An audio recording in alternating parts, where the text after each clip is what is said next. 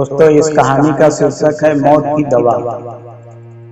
एक नगर में गौतमी नाम की एक कन्या रहती थी। गौतमी उसका असली नाम था। काम करते करते वह जल्दी थक जाती थी, अतः लोग उसे कीसा गौतमी के नाम से पुकारते थे।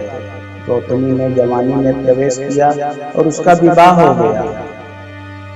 गौतमी गरीब घराने की थी, अतः वो उसके ससुराल के लोग उसका थोड़ा भी आदर नहीं करते थे और छोटी सी छोटी गलती पर उसे ताने मारते थे। गौतमी उन लोगों के तानों को चुपचाप सुनती रहती थी।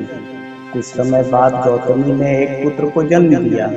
अब घर में उसका आदर सत्कार होने लगा, लेकिन होनहारी को कुछ और ही मंजूर था।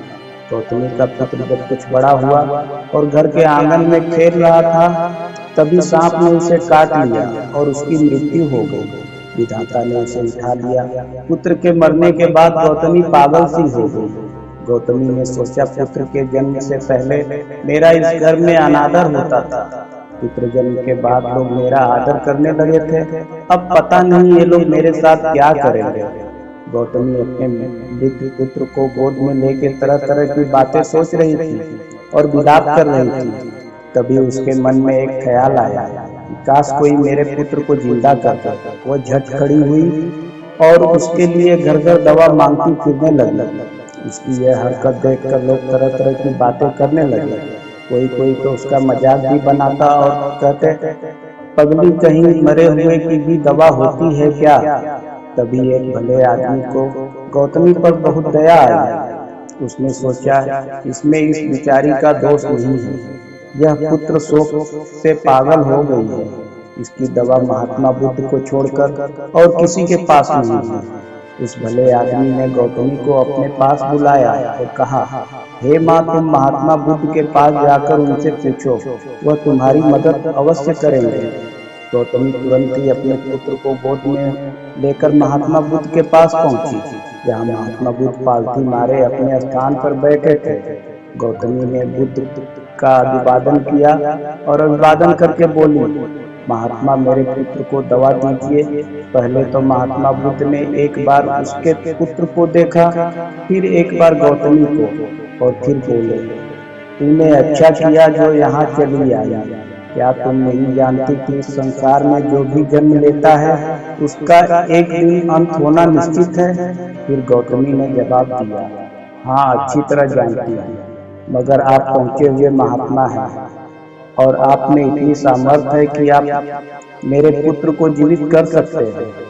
इसलिए मैं आपसे याचना कर रही हूँ। मेरा वह बेटा मेरी इकलौती संतान है।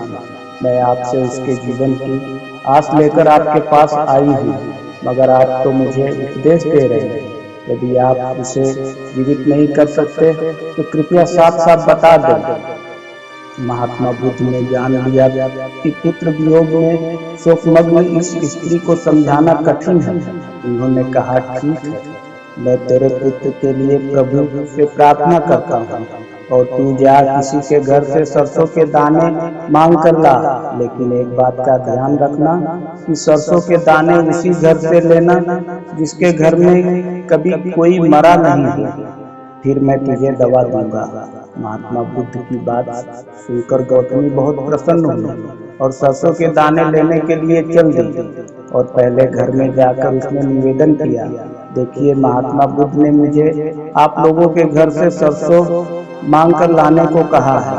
आप लोग सरसों देने की कृपा करें तो मेरा पुत्र जीवित हो जाएगा।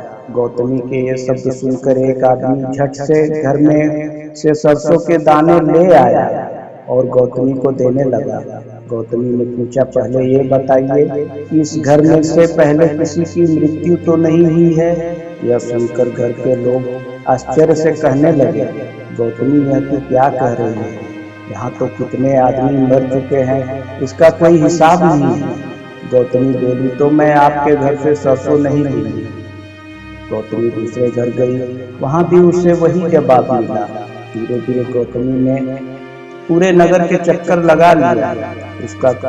उसको कोई भी ऐसा घर नहीं मिला जहाँ कोई मरा न हो। वह अब सभी घरों के चक्कर लगाकर थक चुकी थी। उसे इस बात की समझ आ रही थी कि मृत्यु अटल है और उसका सामना किसी न किसी दिन हर एक को करना ही पड़ता है। फिर गौतमी को ध्यान आया कि महात्मा बुद्ध ने शायद जानबूझकर कि मुझे सरसों मांगने के लिए भेजा है। अब वह यह बात समझ चुकी थी, यह तो संसार का नियम है, कोई पहले मरेगा तो कोई बाद में। वह शीघ्र ही अपने मृत पुत्र को नगर के बाहर शमशान में ले गई। उसे अपने हाथ में लेकर बोली, प्रिय पुत्र, मैंने समझा था शायद तुम ही अकेले मरने के लिए पैदा हुए हो, लेकिन अब मुझे मालूम हुआ कि मौत सबके लिए है।